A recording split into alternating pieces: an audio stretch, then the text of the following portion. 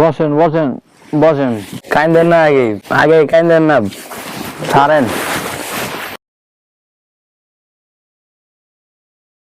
আসসালামু আলাইকুম প্রিয় দর্শক এবং শ্রোতা, আল্লাহ সর্ব অবস্থায় আমাদের সবার মঙ্গল করুন, সবসময়ের মতো সেই দোয়া এবং শুভকামনা জানিয়ে শুরু করছি আপন ঠিকানার আরও একটি আপডেট পর্ব।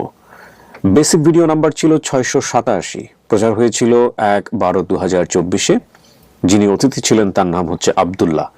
আজকে আমাদের সফলতার সংখ্যা দাঁড়াবে 405 যদি আমরা সফল হইতো। তো আবদুল্লাহ যেসব তথ্য আমাদেরকে দিয়েছিলেন, মায়ের নাম বলতে পেরেছিলেন রাশেদা, বাবার নাম বলতে পারেননি, ভাই বোনের নাম এবং সংখ্যার জায়গায় একেবারেই কিছু বলতে পারেননি, মামার নাম হাবলু, ঠিকানা বলেছেন শুধুই শিবপুর। এছাড়া কিছু সাইড ইনফরমেশন আছে। আর আমাদেরকে ভিডিও দেওয়ার পরে আমাদের টিম মেম্বার যিনি তথ্য পাঠিয়েছেন সে হচ্ছে আমির। তো আমিরের ভিডিও ফুটেজ আমার কাছে এসছে, মাত্র আমি দেখলাম, আমি দেখাবো আপনাদেরকে। আর এখানে আমি যেটা পাচ্ছি যে অতিথির বর্তমান ঠিকানা হচ্ছে শাহজাহানপুর রেলওয়ে কলোনি 10 নম্বর ওয়ার্ড, শাহজাহানপুর, ঢাকা। আর দাবি করা পরিবারের ঠিকানা পাচ্ছি আমরা নরসিংদী, লামপুর কুন্দরপাড়া 3 নম্বর ওয়ার্ড, কুন্দরপাড়া, শিবপুর, নরসিংদী। দেখা যাক আমি কিভাবে কালেক্ট করেছে, আপনারা একটু মনোযোগ দিয়ে শোনেন, তাহলে বুঝতে পারবেন। আসসালামু আলাইকুম। ওয়ালাইকুম আসসালাম। কেমন আছেন? আলহামদুলিল্লাহ। আশা করি আল্লাহর রহমতে ভালো আছেন। আল্লাহর রহমতে আপনাদের দোয়াতে আমি ভালো আছি, আলহামদুলিল্লাহ। আজকে কথা বলতে চাচ্ছি আপন ঠিকানার 687তম পর্বের অতিথি আব্দুল্লাহ ভাইয়ের পরিবারের তথ্য আমরা কিভাবে সংগ্রহ করলাম। ভাই, ভিডিওটা পাবলিশ হয় এই মাসের 1 তারিখ, ডিসেম্বর মাসের 1 তারিখ। আব্দুল্লাহ ভাই ভিডিওতে ঠিকানা বলছিল শিবপুর। বাংলাদেশের অসংখ্য জায়গার নাম আছে শিবপুর, এই জন্য আমাদের ওই দিন মানে তথ্যটা সংগ্রহ করতে একটু সমস্যা হচ্ছিল, মানে পাচ্ছিলাম না আমরা কোনো তথ্য ওই দিন। মানে অতিথি যে ঠিকানার নাম বলেছে ওই নামে অনেক বেশি জায়গা থাকে, তাহলে পাইতে একটু সমস্যা হয়ে যায়। যদি ওই নামে একটা দুটো জায়গা থাকে তাহলে খুব সহজে পাওয়া যায়। তো ওই দিন যেমন কোনো তথ্য পাচ্ছিলাম না আমরা, পরের দিন সকালে 2 তারিখ সকালে কাউসার নামের এক লোক আব্দুল্লাহ ভাইয়ের মামা দাবি করে একটা ফোন নাম্বার দিয়ে কমেন্ট করে, তা আমি কমেন্টটা দেখার পরে ওই ফোন নাম্বারটা নিয়ে ওনাকে কল করলাম। তা আমাদের যে সামারিটা ছিল ওটার সাথে বিস্তারিত তথ্য মেলানোর চেষ্টা করলাম কাউসার সাহেবের সাথে ফোন করে। এখন মানে মেলানোর পরে দেখলাম যে সব কিছুই ঠিকঠাক আছে, আব্দুল্লাহ সাহেব যেটা বলছে আর কাউসার সাহেব যেটা বলছে দুটো মিলে। পরে জিজ্ঞাসা করলাম ওর কে কে আছে, আমাদেরকে ফোন নাম্বার দেন। বললো ওর মা আছে বিদেশ আছে। তো বিদেশ থাকলে উনি একটা কথা বলছে যে উনি বিদেশ আছে, কিন্তু এই মাসের 10 তারিখ উনি বাংলাদেশে আসবে। আর কে আছে জিজ্ঞাসা করলাম, বলে ওনার বোন আছে। তো উনি প্রথম অবস্থায় ভয় পাইতেছিল ফোন নাম্বার দিতে, কারো ওনাকে আগেও কোথায় কিভাবে ধরো প্রতারণার শিকার হয়েছে এই আব্দুল্লাহর বিষয়ে, এই জন্য প্রথমে ফোন নাম্বার দিচ্ছিল না। পরে আমি বেশি জোরাজোরি না করে কাসার সাহেবের ফোন নাম্বারটা আরিম ভাইকে দিয়ে দিই। পরে আরিম ভাই ফোন করে ওনাদের থেকে নাম্বারগুলো নেওয়ার চেষ্টা করো না। প্রথম অবস্থায় আরিম ভাইকে বোন এবং মায়ের নাম্বার দিচ্ছিল না, পরে দিয়েছে, আমাকে দেয় নাই। আমি জোরাজোরি কই নাই যেহেতু আরিম ভাই বিষয়টা ডিল করুক, এজন্য। তবে এভাবেই মোটামুটি আমরা আব্দুল্লাহ ভাইয়ের পরিবারের তথ্যটা সংগ্রহ করছি কমেন্ট থেকে, মানে এজন্য আমাদের খুব সহজেই কাজটা সম্পূর্ণ হয়েছে, আলহামদুলিল্লাহ। ভাই ইদানিং আমি একটু বিজনেস মানে দোকান প্লাস অনলাইন বিজনেস, আবার এখন শীতের সময় তো খেজুরের গুড়ের বিজনেস, এগুলো একটু বিজি আছি। কিন্তু আমার দোকান, অনলাইন বিজনেস, আপন ঠিকানা, এই 3 নিয়ে আমার সময় কাটে সকাল থেকে রাত পর্যন্ত।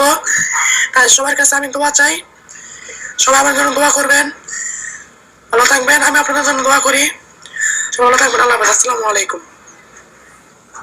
ওয়ালাইকুম আসসালাম রহমতুল্লাহ। আমির, অনেক অনেক দোয়া তোমার জন্য।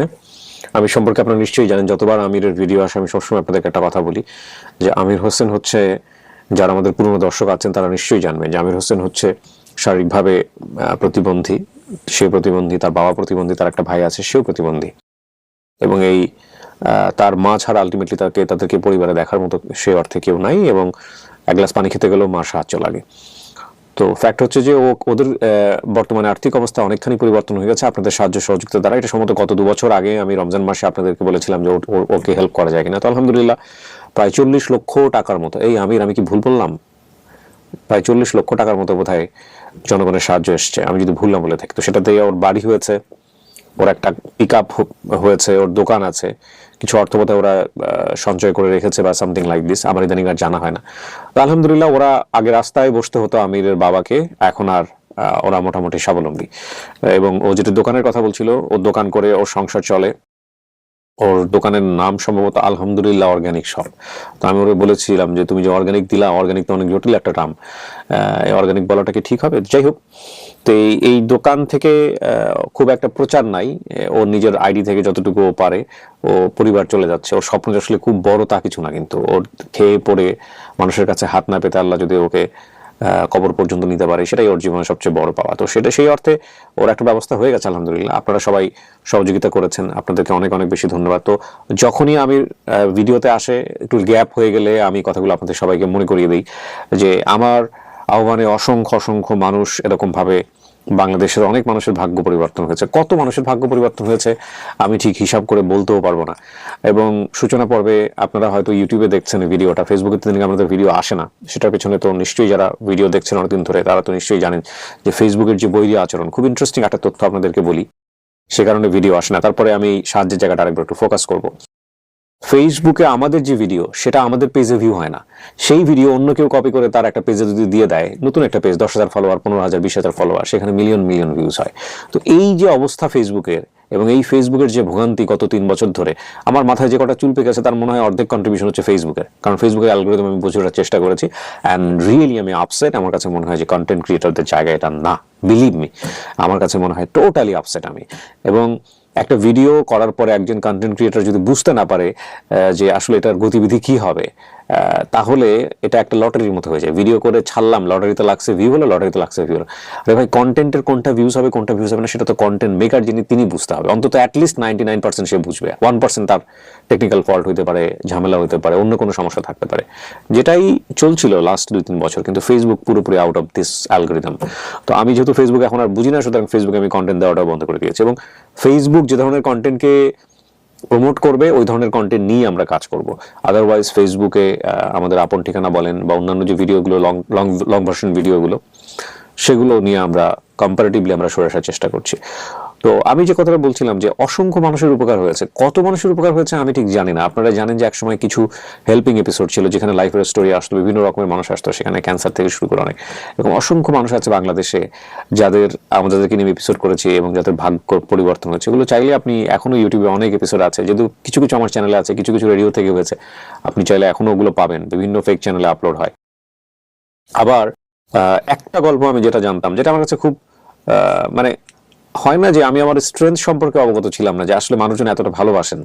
আপনাদের মনে আছে কিনা আমি রাইট নাও নাম মনে করতে পারছি না, তিনি সম্ভবত একজন রিক্সাওয়ালা ছিলেন, আমাদের এখানে এসেছিলেন, মা ছেলে মেয়ে সহ একটা ছোট্ট পরিবার, নিজের যে জায়গাটুকু থাকতেন সেটাও বিক্রি করে দিয়ে মায়ের ট্রিটমেন্ট করিয়েছিলেন। আমি রিক্সাওয়ালার নামটা রাইট নাও মনে করতে পারছি না। এবং পরবর্তীতে ওর 2তলা না 3তলা বাড়ি হয়েছে, এবং একটা দোকান দিয়ে সে আছে। তো এই বিশাল এই ধরনের অসংখ্য গল্প আছে, যে গল্পগুলো আমার পুরো ক্যারিয়ার জুড়েই আছে। আমি আসলে ধন্যবাদ দিতে চাই আপনাদের সবাইকে, যারা এতটা ভালোবাসা দিয়েছেন, এতটা দোয়া দিয়েছেন, এভাবে পাশে থেকেছেন। তো আমাদের আমির হোসেনও সেরকমই। আর আমির সম্পর্কে আমি একটা কথা সবসময় বলি, ও হচ্ছে আপন ঠিকানার সেই টিম মেম্বার যে ওর বাবার ভিক্ষার পয়সা দিয়ে মেগাবাইট কিনে রাতের বেলা জেগে জেগে জেগে জেগে আপন ঠিকানার ছেলে মেয়েদেরকে খুঁজে বের করতে, যারা ফ্যামিলিতে হারিয়ে গেছে। সুতরাং ওর কন্ট্রিবিউশন কোনোভাবেই মানে কম করে দেখার বা 8-10 জনের সাথে মিলিয়ে দেখার কোনো সুযোগ নেই। যাই হোক, আজকের ইন্টারভিউ অনেকদিন পরে প্রথমে একটু বড় করে ফেললাম। আমি আর কথা বাড়াবো না, এই পর্যায়ে আমি চলে যেতে চাই দ্বিতীয় ধাপে। আসসালামু আলাইকুম। আব্দুল্লাহ, কেমন আছেন? জি ভালো আছি। আপনার নাম চেঞ্জ হয়েছিল না? জি জি। কি নাম বর্তমানে বলেন তো? সম্রাট। সম্রাট। আপনার নামটা মনে আছে কেন বলেন তো? আপনার নাম নিয়ে কিছু একটা বলছিলাম আমি বেসিক ভিডিওতে, জি তাই না? আব্দুল্লাহ নাম নিয়ে আপনার সাথে যিনি আসছে একটু পরিচিত হই। আপনার নামটা বলেন তো একটু। আমার নাম হচ্ছে গোলাম মোস্তফা ইমরান। কি হন আপনি আব্দুল্লাহ? আব্দুল্লাহ দীর্ঘ 3 বছর থেকে আমার কাছে। কিভাবে আসছিল আপনার কাছে একটু বলেন। আমার কাছে আসছিল, স্টেশনে আসছিল। সে স্টেশনে আসার পরে আমার ছোট ভাই ওইখানে ছোট ভাইয়ের সাথে সাক্ষাৎ হয়। জি। সাক্ষাৎ হওয়ার পরে আমার বললো যে ভাইয়া আপনি ওখানে নিয়ে যান, ও খুব ভালো ছেলে, স্টেশন থাকলে নষ্ট হয়ে যাবে। তখন আমি আসি আমার এখানে চাকরিতে লাগাই। কোথায় চাকরি করে? আমার বাসা কোথায়? আমার বাসা হলো বাসাবো বউবাজার, আর ও চাকরি করে ওয়াশফিডে, ঢাকা কমলাপুরে। আচ্ছা। তো আপনি ওর অভিভাবক বলা চলে এখন, হ্যাঁ, এখন right? আমি ওর অভিভাবক। ঠিক আছে, অনেকক্ষণ ধরে বসে আছেন আপনারা, চলেন আব্দুল্লাহ দেখা যাক কি আসছে আপনার জন্য আজকে। ব্যাগটা কিসের? ব্যাগটা নিয়ে যাও, ওই যে শার্ট আর প্যান্ট। ও আচ্ছা আচ্ছা, ওই যে যে অবস্থায় হারাই গেছিল, হ্যাঁ চলেন মাঝে বসবেন। হ্যাঁ আব্দুল্লাহ, এখানে 10-15 মিনিট একা একা থাকতে হবে, ঠিক আছে? জি যারা আসছে ওদের সাথে আমি কথা বলে আবার ভিতরে চলে আসবো জি এই 10-15 মিনিট। যদি জরুরি কোনো দরকার থাকে ওই যে কলিং বেল চাপবেন, আমি কলিং বেল চাপলে ভিতরে চলে আসবো। ঠিক আছে। তৃতীয় ধাপে আমরা প্রিয় দর্শক এবং শ্রোতা যেটা আপনাদেরকে বলতে চাই যে কিভাবে উনি হারিয়ে গেলেন। বর্তমান বয়স বলেছে 18 বছর, হারানোর সময় বয়স ছিল 4 থেকে 5। ছোটবেলায় আমি পরিবারের সাথে ময়মনসিংহের কোনো একটা রেল স্টেশনে এসে ভিড়ের মধ্যে হারিয়ে যাই। প্রথমে এক আনসার পেয়ে আমাকে থানায় দিয়েছিল, থানা থেকে আমাকে একটি প্রতিষ্ঠানে ভর্তি করিয়ে দেয়। আমি সেখানে কয়েক বছর থাকার পর সে প্রতিষ্ঠান থেকে বের হয়ে বিভিন্ন জায়গায় কাজ করে বড় হই। সেখান থেকে আর পরিবারে ফিরতে পারিনি। হারিয়ে যাওয়ার সময় পরনে ছিল হাফ প্যান্ট, গায়ে ছিল ফতুয়া, এই ড্রেসগুলো এখনো আছে। ছোটবেলায় আমি বাবাকে কখনো দেখিনি। মা প্রতিদিন সন্ধ্যার সময় একটি কবরে মোমবাতি জ্বালিয়ে দিত। কবরটি মাজারের মতো দেখতে ছিল। মা 5 ওয়াক্ত নামাজ পড়তো। আমার একটি বড় বোন অথবা খালাতো বোন ছিল, সে আমাদের বাড়ি থেকে মাদ্রাসায় পড়াশোনা করতো। তো এই হচ্ছে তথ্য। দেখা যাক কারা এসছে।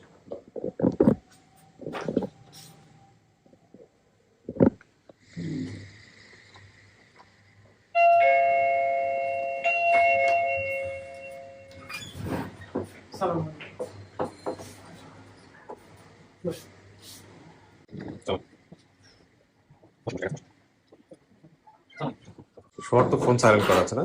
জি একটু পরিচিত হই। আপনার নাম পরিচয়? তোফাজ্জল সেন। কি হন আপনি? মামা। আপন? না পাড়া প্রতিবেশী? না পারবো তা মামা তোমার ছেলে। আপনার নাম? আমার নাম হাবিবুল্লাহ। কি হন আপনি? আপনি ওর মামা হই। মামা বলতে কি আপন মামা? আপন মামা। আপন মামা। আপনার নাম? আমার নাম মোহাম্মদ শহীদুল্লাহ। কি হন আপনি? আমি ওই ছেলের বোনের জামাই, ছেলের বড় বোনের জামাই। বড় বোনের জামাই, দুলাভাই হন? জি। ওকে। আপনার নাম? আমার নাম মোহাম্মদ কাউসার, আমি মামা হই। আপন মামা? জি না, আমি আমার মামা তো উনি ছেলের। মামা তো বোন। আপনি? আচ্ছা আচ্ছা, আপনি তথ্য দিয়েছেন আমাদেরকে, জি জি আপনি কমেন্টস করছিলেন। জি জি। আচ্ছা, আপনার নাম? রাশিদা, আপনি কি হন? আমার ছেলে। হ্যাঁ, মুখটা দেখাইতে হবে। আচ্ছা, আপনার ছেলে না? হ্যাঁ, হাবলু নামে কেউ আছে ওর মামা কেউ? ওই হ্যাঁ নাম আপনি সেই হাবলু? আচ্ছা। শিবপুর বলছেন, হ্যাঁ শিবপুরই তো পাওয়া গেছে। কেমনে হারাইছিল আপনার ছেলে একটু বলেন তো আমাদেরকে। হারাইছিল আমার ছেলের, আমার নয়দালামপুর গ্রামের নাম, বোনের বাড়ি থুয়া রাখা, মানে আমি বাইরে চলে গেছিলাম। বাইরে বলতে দেশের বাইরে? হ্যাঁ, আচ্ছা। 1 বছর পরে খবর শুনলাম হ্যাঁ পাই না। পরে 1 সপ্তাহ পর খবর দিছে, এবার আমি দেশে আইয়া পড়ছি, আইয়া অনেক খোঁজাখুঁজি করছি, আর কোনো পাইনি। কিন্তু ও যে বলছে যে রেল স্টেশনে এটা ছোটবেলায় কিভাবে পরিবারের সাথে ময়মনসিংহের কোন একটা রেল স্টেশনে ভিড়ের মধ্যে হারিয়ে যায়। কিভাবে গেছে এটা আমি বলতে পারি না, বা অথচ মমিসিং আমরা কোনো আত্মীয় স্বজনের কোনো ফ্যামিলির কোনো ইয়া নাই, আত্মীয় নাই, কিভাবে গেছে আল্লাহ কইতে পারবো, আর হ্যাঁ বলতে পারবো। তাহলে তো আমাদের সমস্ত কিছু চেক করতে হবে ভালো করে। এখন উনি বলছে যে আমি বাবাকে কোনোদিন দেখি নাই।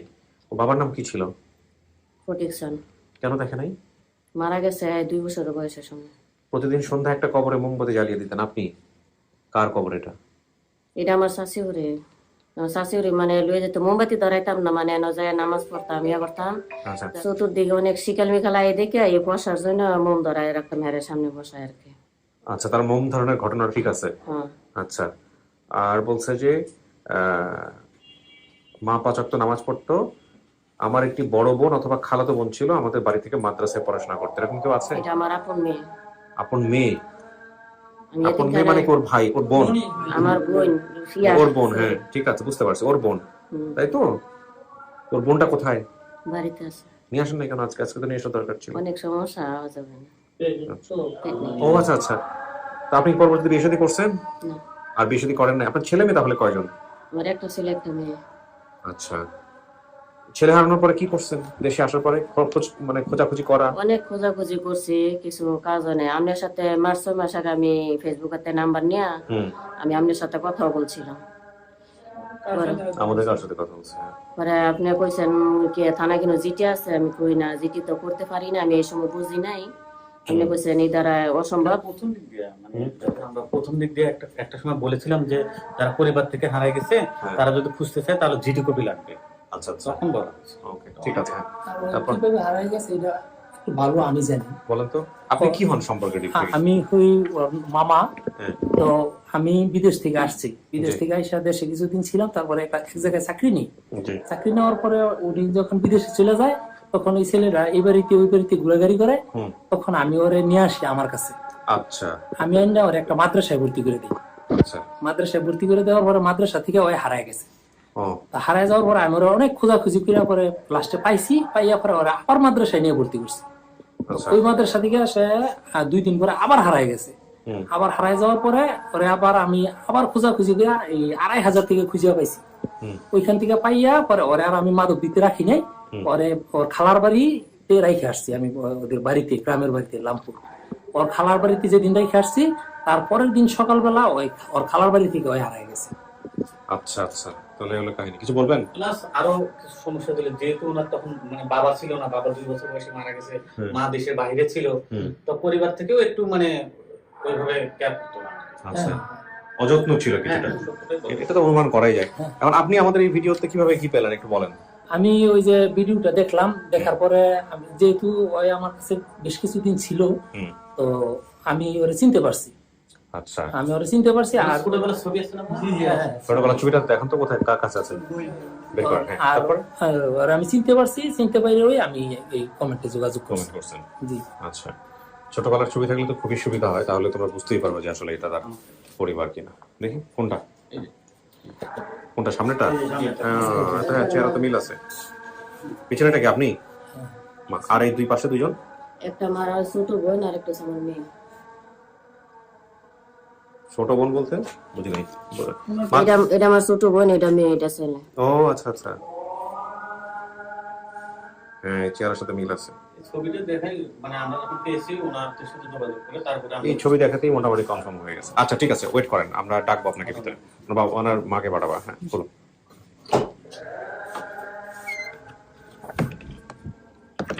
কিছু শোনা গেছে ভিতরে? জি, কিছু শোনা গেছে ভিতরে? না কথাবার্তা? এই ছবিটা দেখেন তো।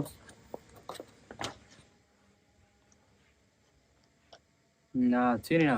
ওই ছেলেটাকে ভালো করে দেখেন।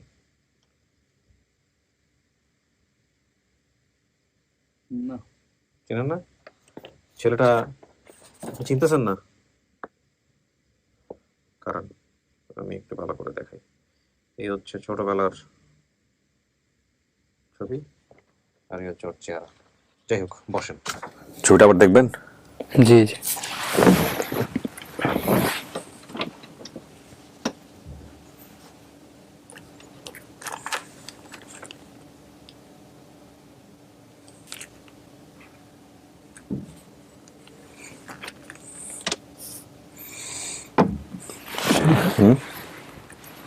কি মনে হয়? না, কিছু মনে হয় না, সবার মধ্যে মিল আছে চেহারা। সবার চেহারার মিল আছে না? তারা যদি কইতে পারতো যে আমার শরীরে কোনো মানে কাটা ছিঁড়া দাগ মাগ আছে নাকি, তাইলে আপনি নিশ্চিত হয়ে যাবেন। খারাপ, আপনাকে কে দেখা করতে আইতেছে, একটু ওয়েট করেন। পারে দাও ভিতরে।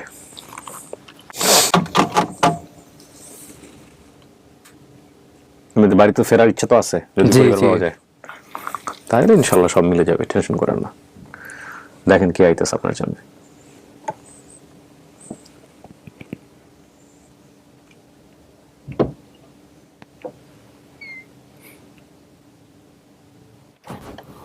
আসেন, ওই যে। ওয়ালাইকুম আসসালাম। যান বসেন, চাষি বসে নেন। বসেন বসেন বসেন বসেন, কাইন্দেন না, আগে আগে কাইন্দেন না, বসেন। হে আল্লাহ, ছাড়েন, ঠিক শোনেন, মুখ বুঝেন আছে, কাইন্দেন না। কানতে দেন, কানতে দেন। আপনি কি বুঝবেন? সে তো পেটে রাখছে, একটাই মাত্র ছেলে, হাজবেন্ডও মারা গেছে, বিয়ে শাদী করে নাই পরে। আর কাপড় 2টা দেখেন তো চাচি, দেখেন তো।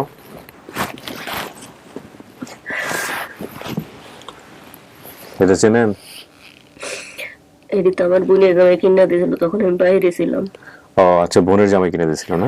ভালো করে দেন।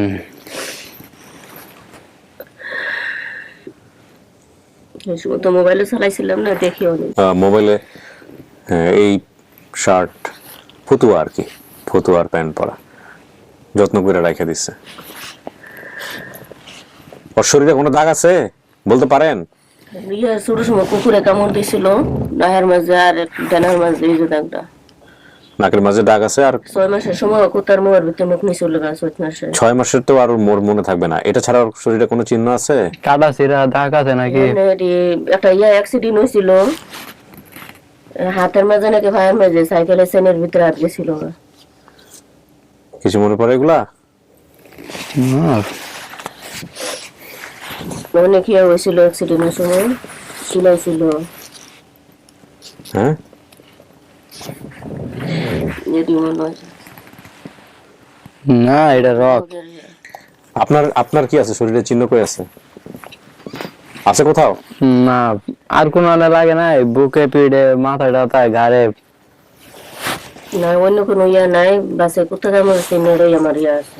শোনেন, আপনার মা আপনার এক জায়গায় রেখে সে বিদেশ গেছিল ছোটবেলায়।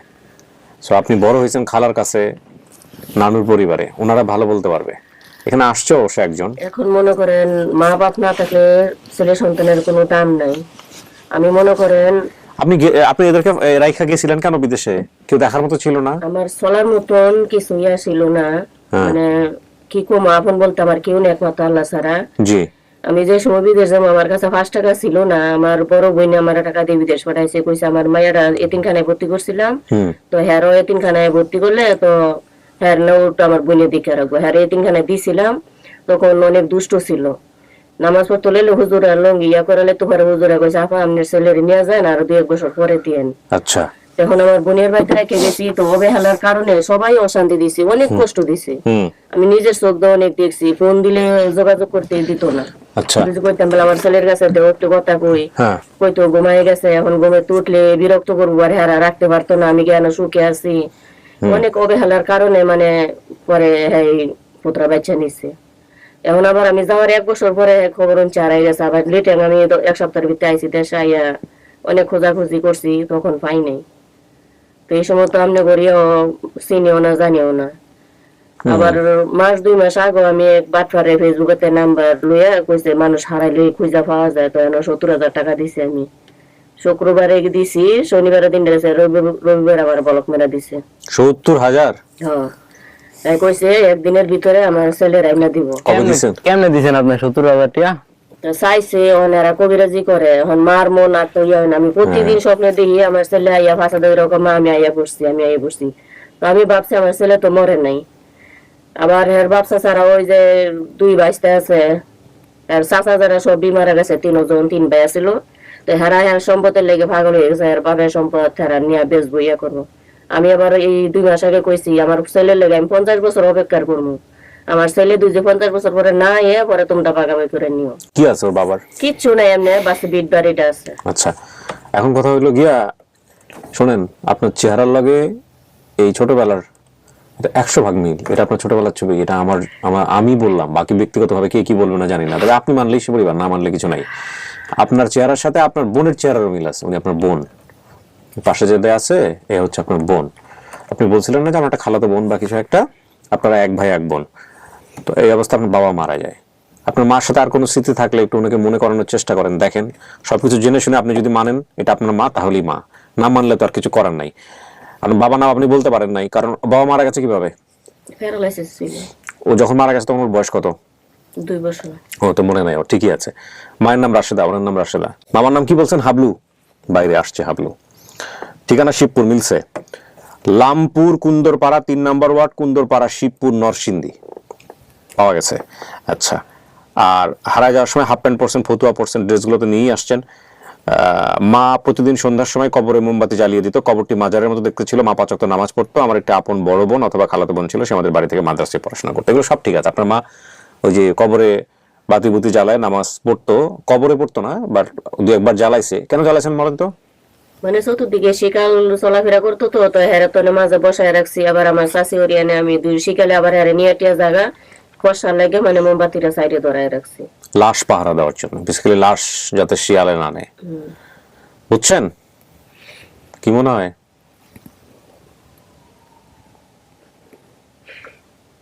ওর নাম কি আব্দুল্লাহ ছিল? হ্যাঁ। ওর বোনের নাম কি? শাহিনুর। শাহিনুর। আর ওর বাবার নাম? ফটিকচাঁদ। ফটিক চান। কি করতো বেচারা? গৃহস্থী করতো। তো আপনি বিয়ে শাদী করেন নাই? কেন করেন নাই? বিয়ে শাদী করে লাভ কি? ছেলেটাও হারায় গেছে, মেয়েটাও তো বিয়ে শাদী বিয়ে হয়ে গেছে, আপনার জীবনটা কিভাবে কাটবে? এখন দিনের ছেলে মেয়ে দুজি হয়, আর কোনো ইয়া থাকে না, ছেলে মেয়ে নিয়ে কাটান যায়।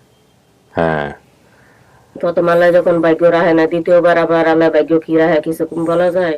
কার ভাগ্য কে আছে? আব্দুল্লাহ জি, কথা বলেন, আপনার কিছু বলার নাই? ভাবছিলাম তো অনেক কিছু কমু, সব ভুলে গেলাম। কেন বললেন? গল্প করেন। ভুলে যাওয়ার কি আছে?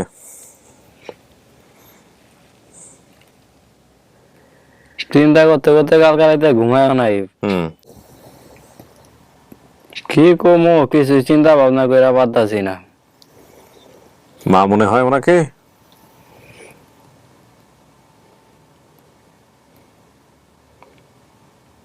এতদিন যেমন চলছে এরকমই লাগতেছে, কোনো দুঃখ লাগতেছে না, কষ্ট লাগতেছে না। মা হইলে তো যাইতে হইব লগে।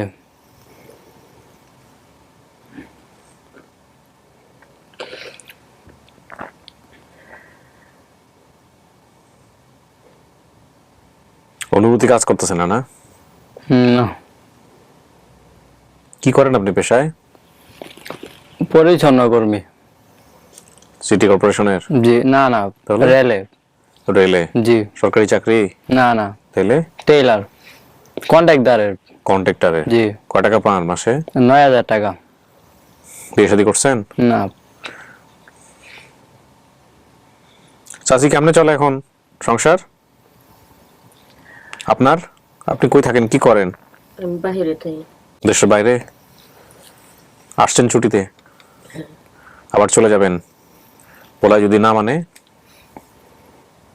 এটা কি হয় নাকি? একটা ভবিষ্যৎ আছে না? পোলা যেহেতু অনেক পাইছি আল্লাহ দিয়েছে, পোলারও তো একটা ভবিষ্যৎ আছে। কিন্তু এর মন থেকে তো মানতে হইব, এর মন থেকে তো আইতে হইব। মানে হ্যাঁ তুই যে মা তুই আরো কিছু কিনো জায়গায় থাকে, তা হ্যাঁ এটা হ্যাঁ বেঁধে দেওয়া হয়। দেখেন পোলার লগে কথা বললা, আপনারা মন খুলে কথা বলেন।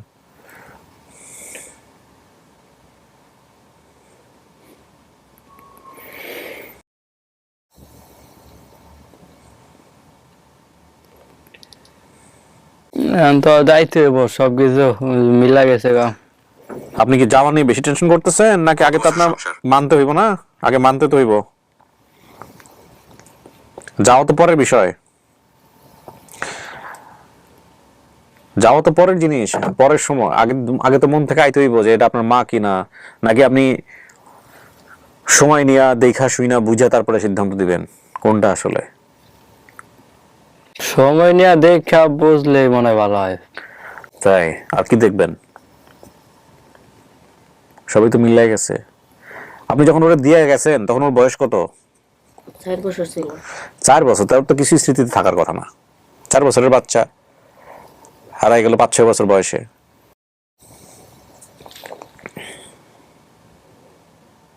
চলেন আপনি বাইরে গিয়ে যে কজন আসছে ওদের সাথে কথা বলেন, দেখি আমাদের কি করা যায়। দেখেন এটা আপনার ছবিটা ভালো করে আরেকবার দেখেন। এটা আপনার ছোটবেলার ছবি। চাচি বসেন বসেন, আমি নিব, ডাক দিব একসাথে। এখানে আমি যে মোবাইল দেখছিলাম বা নিজের কাজগুলো করছিলাম, মূলত ওদেরকে একটু স্পেস দেওয়ার জন্য, মেন্টাল স্পেস যেটাকে বলে। অনেকে হয়তো মনে করতে পারেন যে আমি এটা আসলে, আপনি দেখেন ছবি দেখে অনেকে হয়তো মনে করতে পারেন যে কিপটিয়া ভাই আপনি বোধহয় আপনার কাজের প্রতি মনে দিবেন না। এটাকে আমি ইন্টেনশনালি করেছি যাতে করে ওরা মনে করে যে আমি ওদের কথা শুনতেছি না। একটু স্পেস দেয়া, কেয়ারফুলি কেয়ারলেস যেটাকে বলে।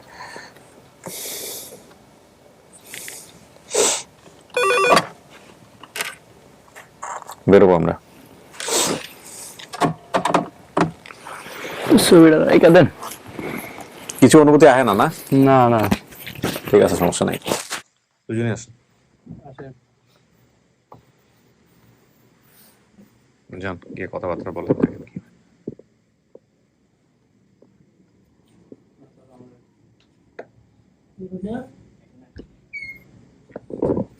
ও কিন্তু কাউকে চিনে নাই, বুঝছেন? আপনার একটু কথাবার্তা বলেন। হ্যাঁ,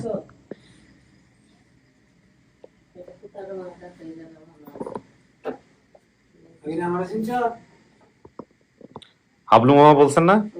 ওই সে হাবলু।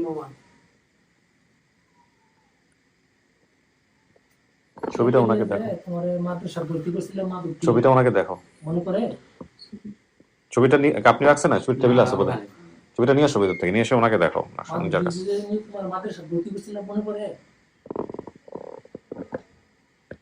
মাদ্রাসা থেকে হারাই গেছিলাম। তুমি নাকি বেশ কয়েকবার হারাইছো। মাদ্রাসা থেকে 2 বার হারাই গেছি। এই ছবির সাথে তো ওই ছবি অনেক মিল। মিল না? অনেক প্রায় মিল। ওটা একটু ডিপ একটু হয়। কোনটা? আপনাদের ছবি তোলা আছে? না, ওই যেটা আপনার কাছে দেওয়া হয়েছে ছবি ভিডিওতে একটা আছে। ওই ছবিটা আছে এখানে? আছে, অবশ্যই নিয়ে আসো তো। আমার মোবাইলে আছে। হ্যাঁ, আমি তো ছবি দেখে তো মানে আমার কাছে পুরো 100% শিওর হয়ে গেছে এটা ও, ব্যাপারে কোনো সন্দেহ নাই।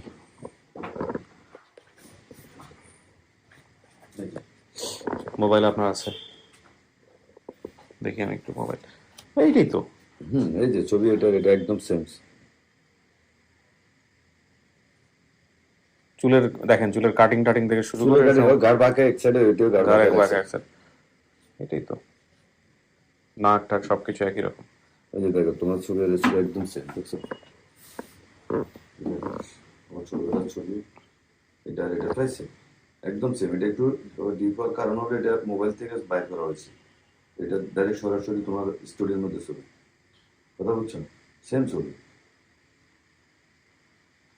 এটা একটু তুমি ছোট থাকতে, এটা একটু বড় হওয়ার পরে চুলের কাঠিন দেখো সেম। চুলগুলো চোখে দিয়ে তাকালে তো বোঝা যাবে অনেক কিছু। এর ফিডে একটা দাগ আছে, এর ফিডে একটা দাগ আছে, এটা সম্বন্ধে কেউ বলতে পারবেন? এখানে যেখানে ওকে ফিডে একটা দাগ আছে, এখানে একটা দাগ আছে। ওইটা না, এখানে একটা দাগ আছে, আর এই যে নাকের এখানে দাগ ছিল। একটা এখানে দাগ ছিল। হ্যাঁ হ্যাঁ, না, এটা ছোটবেলা তো দাগটা গত ইয়ে হয়ে যায়, একটু বড় সড়ো দাগ হলে দাগ দেওয়া আছে এই মাথা বল দাগ আছে কিন্তু জানো হাতে কিন্তু নাই। হাতে ডাইনি নাকি বাংলা একটা দাগ আছে।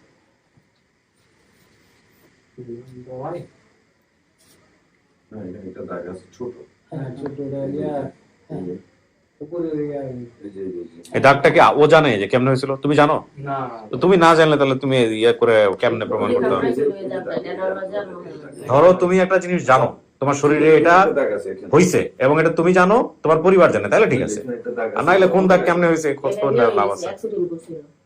এটা কথা তো আপনারা বলতেছেন না। এটা মনে ছিল না, ভাবছি না দাগ আছে যে মানে কুকুরে কামড়ে টাইম মনে রাখতে হবে।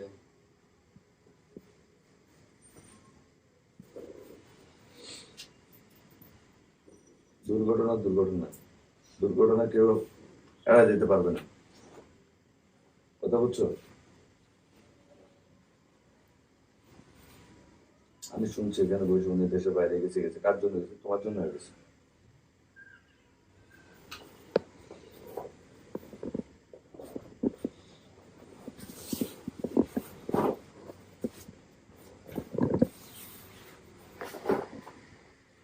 ছোটবেলা থেকে অনেক কষ্ট করছে, তো অনেক ভাগ্য রেখেছে, অনেক বিয়ে করছে। আজকে 3 বছর সে আমার কাছে অনেক শান্তিতে আছে। মানে ভালো আশা দিবার মতন কোনো মানুষ নেই। না, কেউ ছিল না। এই 3 বছর থেকে আমার কাছে অনেক অনেক আর এখানে একটা বিষয় হচ্ছে ছোট সময় আমি তো এরকম বলছি, বেশি দুষ্ট আছিল। আমি এরকম বলছি ডাইরেক্ট সরাসরি বলে, তুমি কিছু একটা করো, আমি কিছু করে সাথে দিয়া তোমার একটা প্রতিষ্ঠিত করে দেবো, জায়গা কিনে দিব বা ঘর করে দিব, যা করে দেওয়া তাই করে দেবো। সব আমি ওর রিস্ক নিয়ে ওরা আমার কাছে রাখছি। আর ছোট সময় কি দুষ্টটা বেশি ছিল।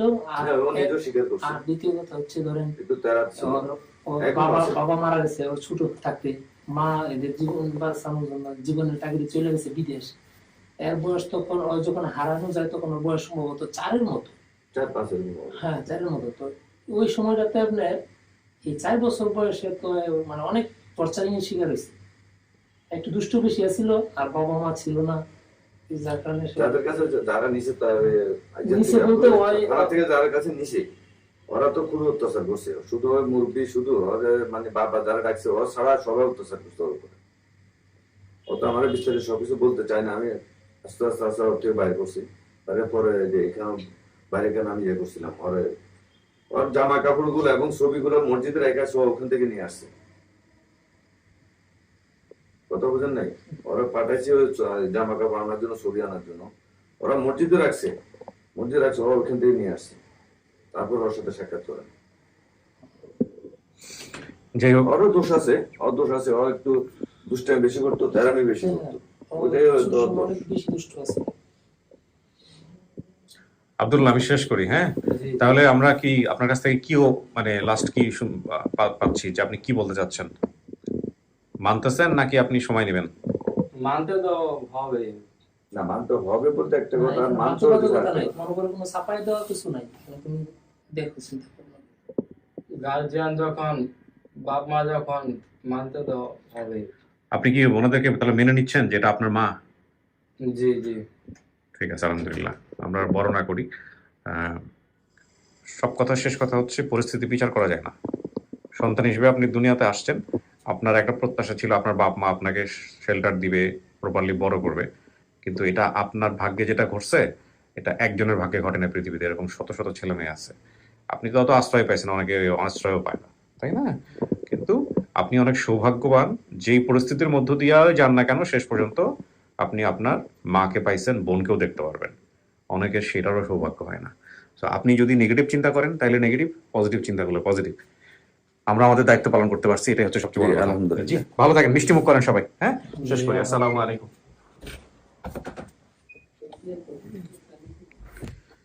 আলহামদুলিল্লাহ প্রিয় দর্শক এবং শ্রোতা, এটার মধ্য দিয়ে আমাদের টোটাল সফলতার সংখ্যা দাঁড়ালো 435।